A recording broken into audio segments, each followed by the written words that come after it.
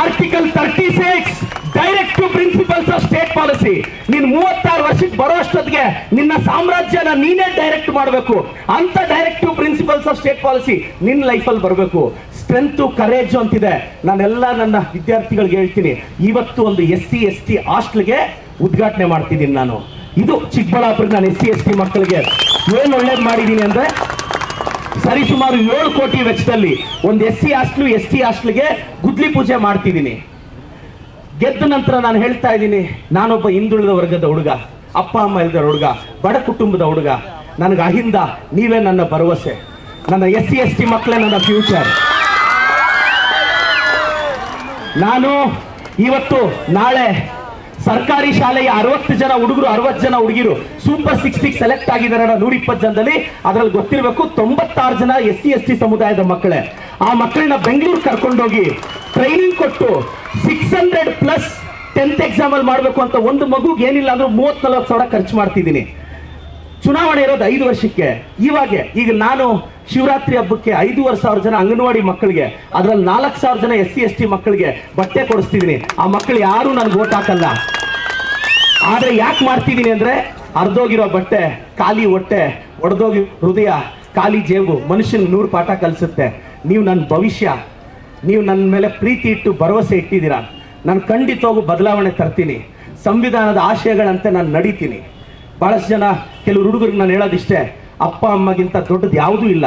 ನಾನಿರೋ ಯಂಗ್ಸ್ಟರ್ಸ್ಗೆ ನಿಮ್ಮ ಮಣ್ಣನಾಗಿ ಹೇಳೋದಿಷ್ಟೇ, ನೀನೇನಾದರೂ ರಾಜಕೀಯಕ್ಕೆ ಬಂದು ZPನೋ TPS MLA MP ಆಗಂಗಿದ್ರೆ ರಿಸ್ಕ್ ಮಾಡು. ಇಲ್ಲ ತೆಪ್ಪಗೆ ಅಪ್ಪ ಅಮ್ಮನ ಸಾಕೊಂಡು ದುಡ್ದು 4 ಕಾಸು ಹಿಂದಕ್ಕೆ ಹಾಕೋ ಹೇಳ್ತೀನಿ. ಇದು ನಿಮ್ಮ ಮಣ್ಣನಾಗಿ ನಾನು ಹೇಳ್ತಾ ಇರೋದು.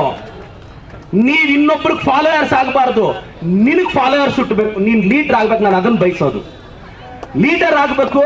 ಬಟ್ ಇನ್ನು ನನಗೆ ಬೇಜಾರಾಗೋದೇನು ಗೊತ್ತಾ, ನಿಮ್ಮಂತ ಬಹಳಷ್ಟು ಜನ ಯಂಗ್ಸ್ಟರ್ಸ್ ಲೈಫಲ್ಲಿ ಏನೋ ಸಾಧಿಸಬೇಕು ಅನ್ಕೊಂತೀರಾ, ರಿಸ್ಕ್ ಮಾಡಬೇಕು ಅನ್ಕೊಂತೀರಾ, ಸಮಾಜದಲ್ಲಿ ಬದಲಾವಣೆ ತರಬೇಕು ಅನ್ಕೊಂತೀರಾ. ಆದ್ರೆ ಏನ್ ಮಾಡೋದಣ್ಣ, ಅವ್ರಿಗೆ ರಜಾ ಇರೋ ದಿನಾನೇ ಕೋರ್ಟು ರಜಾ ಇರುತ್ತಲ್ಲ, ಸುತ್ತಕ್ಕಾಗಲ್ಲ ಕೇಸ್ ಹಾಕ್ಸ್ಕೊಂಡು.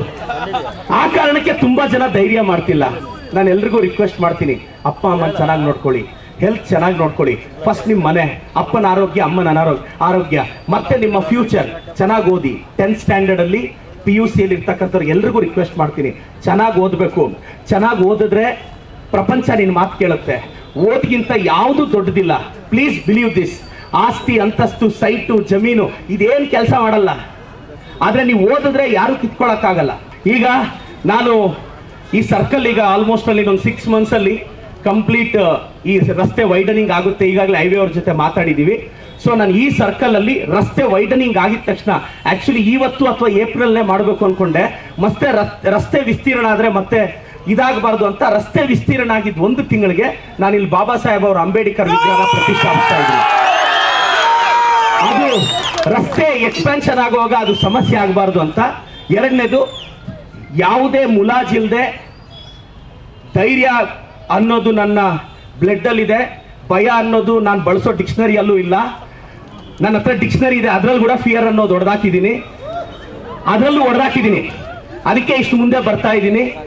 ನೀವು ಪ್ರದೀಪ್ ಈಶ್ವರ್ನ ನನ್ನ ಟ್ರಾಲ್ ಆಗ್ಬೋದು, ರೋಲ್ ಆಗ್ಬೋದು, ಆದ್ರೆ ಒಂದು ಗಮನಿಸ್ಬೇಕು, ಸ್ಕೂಲಲ್ಲಿ ಟಾಪ್ ಮಾಡೋದಕ್ಕೆ ಸ್ಟ್ರಗಲ್ ಮಾಡ್ತಿದ್ದೀರಲ್ಲ, ಅಪ್ಪ ಅಮ್ಮ ಇಲ್ದಾರ ಹುಡುಗ ಒಂದು ನ್ಯಾಷನಲ್ ಪಾರ್ಕಲ್ಲಿ ಟಿಕೆಟ್ ತಗೊಂಬಂದು MLA ಆಗ್ತೀನಿ ಅಂದ್ರೆ ನಂದು ಕಷ್ಟ ಇರುತ್ತಲ್ಲ,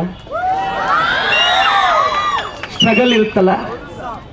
ಏನ್ ಗೊತ್ತಾ, ನಾನು ಎಲ್ರಿಗೂ ಹೇಳೋದಿಷ್ಟೇ, ಲೈಫಲ್ಲಿ ನಿನಗೆ ಏನ್ ಸರಿ ಅನ್ಸುತ್ತೋ ಅದು ಮಾಡು, ತಲೆ ಕೆಡಿಸ್ಕೋಬೇಡ.